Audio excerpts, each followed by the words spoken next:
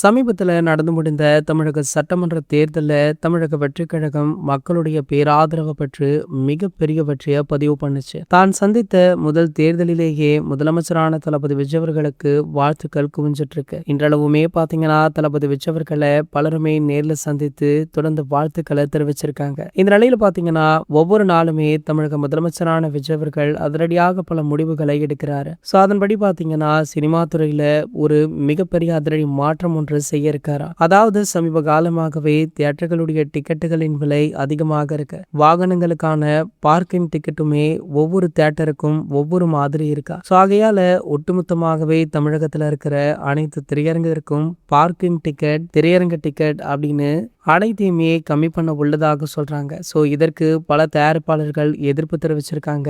குறிப்பாக Sun pictures கலாநிதி மாறன் அவர்கள் இந்த முடிவுக்கு எதிராக நிற்கிறாராம். மேலும் பாத்தீங்கன்னா இவருடைய தயாரிப்புல சூப்பர் ஸ்டார் ரஜினிகாந்த் நடிப்புல ஜெயிலர் 2 திரைப்படம் இன்னும் 1 மாதங்கள்ல திரைக்கு வர இருக்கு. மேலும் இவருடைய திட்டம் என்ன அப்படின்னு கேட்டீங்கன்னா, மேலும் கலாநிதி மாறன் அவர்களோ ஜெயிலர் 2 திரைப்படத்தின் போது டிக்கெட்டின் விலையை சற்று ஏத்தலாம் அப்படின்னு முடிவுல இருந்தாரா. ஸோ அப்படி ஏத்தும் பட்சத்துல கண்டிப்பாக ஜெயிலர் 2 திரைப்படத்தை ரிலீஸ் செய்ய விட மாட்டோம் அப்படின்னு சொல்லி தமிழக முதலமைச்சர் அதிரடியாக பேசி உள்ளதாக சொல்லப்படுது. ஸோ இந்த பிரச்சனை எங்க போய் முடியும்னு தெரியலன்னு ரசிகர்களுமே ஒரு பக்கம் புலம்பிட்டு இருக்காங்க. இது போன்ற செய்திகளை பத்தி நீங்க உடனே தெரிஞ்சுக்க நம்மளுடைய சேனலை மறக்காம சப்ஸ்கிரைப் பண்ணிக்கோங்க.